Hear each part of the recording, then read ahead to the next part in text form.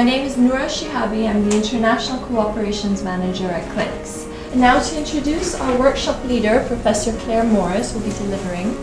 She's an emeritus professor from the University of Gloucestershire, UK. Yep.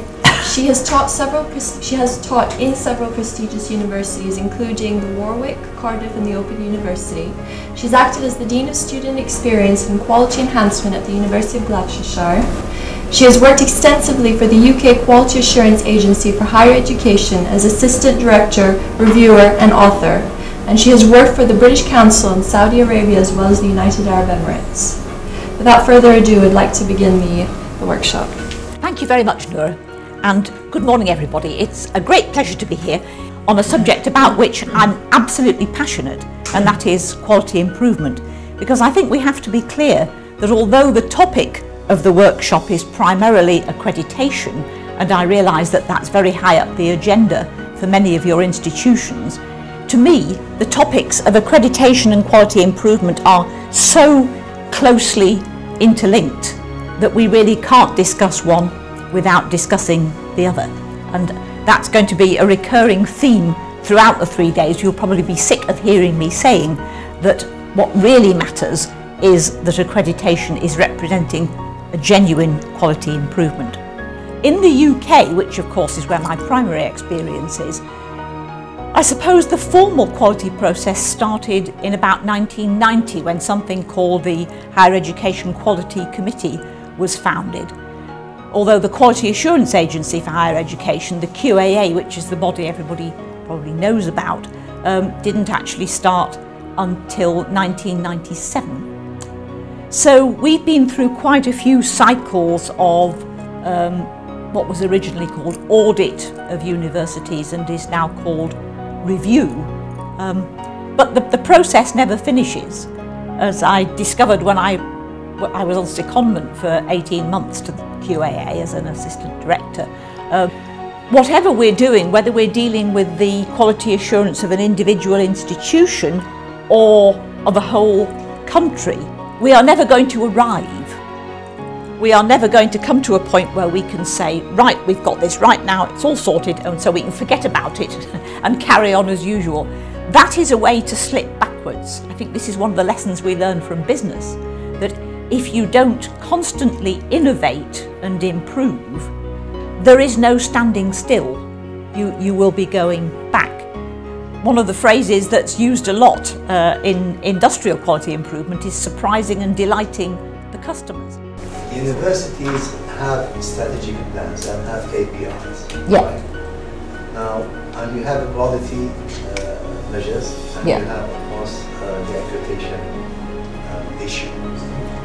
Now, if you have the KPIs, you need to check them and to get the feedback whether everything is running right.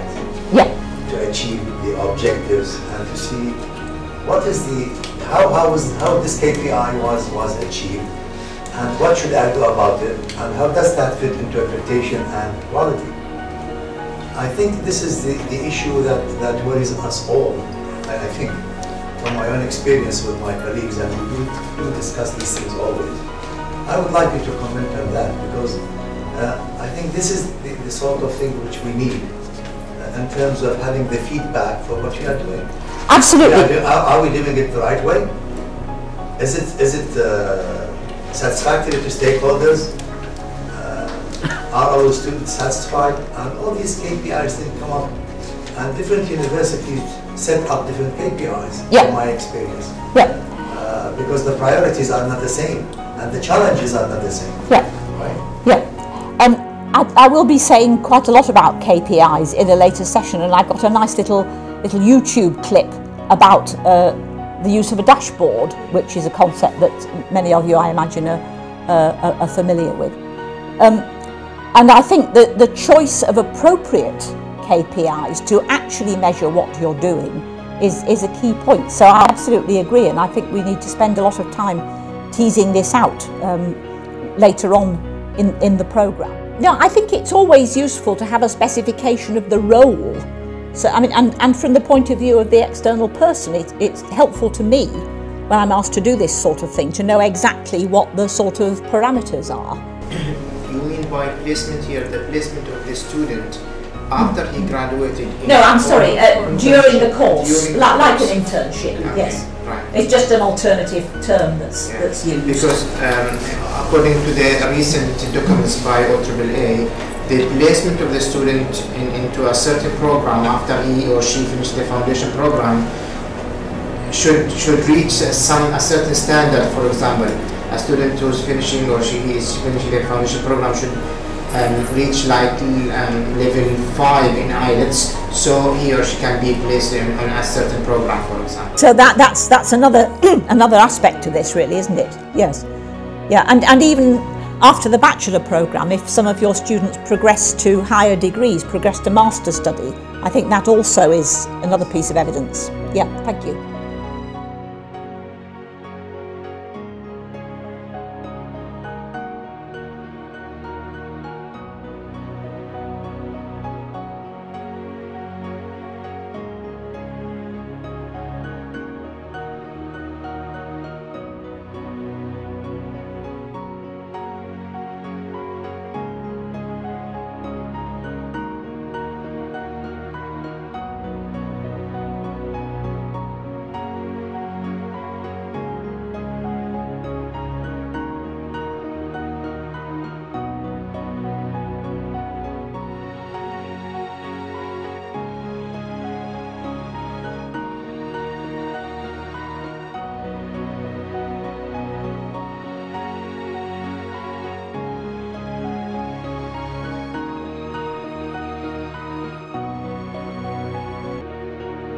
Students need to be briefed, so they need to understand the process.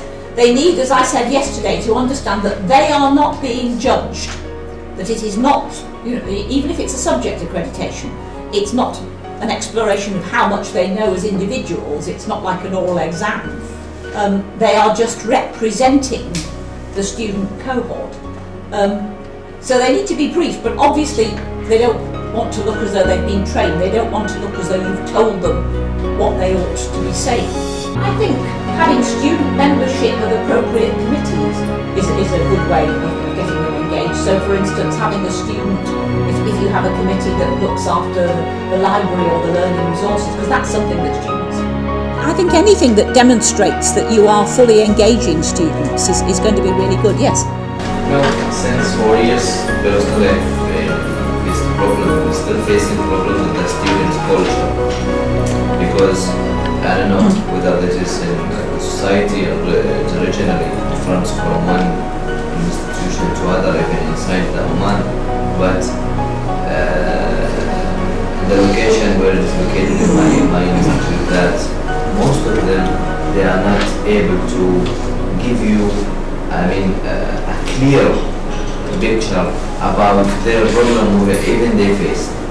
For example, that we had open session with them once, just as one of my experience with them. I think this is why engaging students so that you get to know them and they get to know the institution and the important issues better, and then when it comes to review you'll be able to say the representative on the student council in such and such a faculty is really effective, and so maybe that will be a good person for the reviewers to meet. But it has to be done over time, and it's the same everywhere. I mean, the two things that our students always raise, as you say, the food, the prices in the canteen, and the other thing is the parking. That if you bring a car onto the campus, then there's nowhere to park.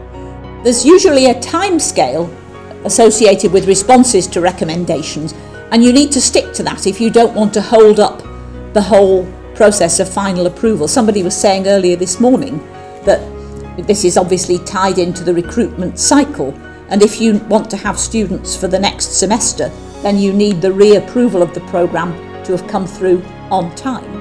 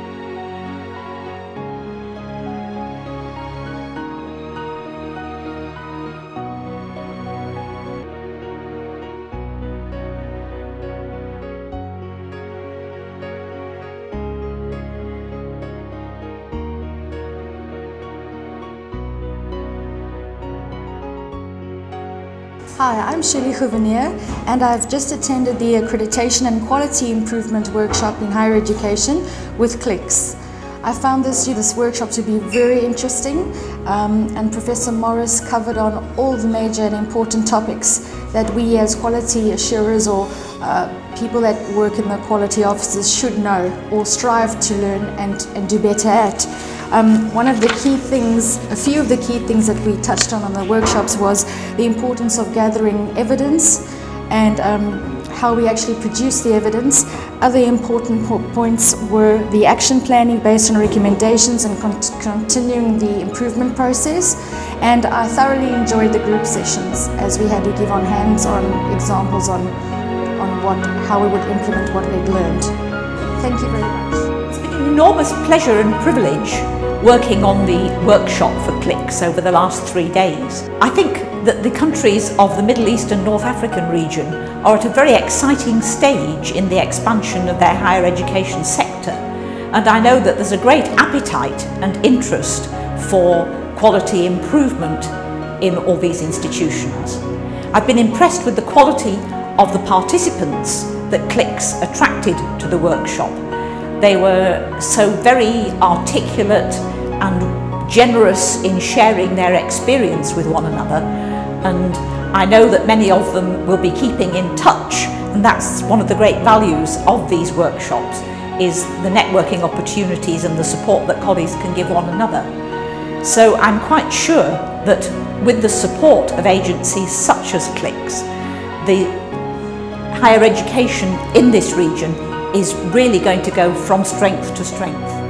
I thought the workshop, or attending this workshop, was a great experience. The workshop leader had a lot of ideas, a lot of examples to share with us, things that were unique, and I'll hopefully be applying them at my college. It was also great to share ideas with other colleagues from different parts of the region.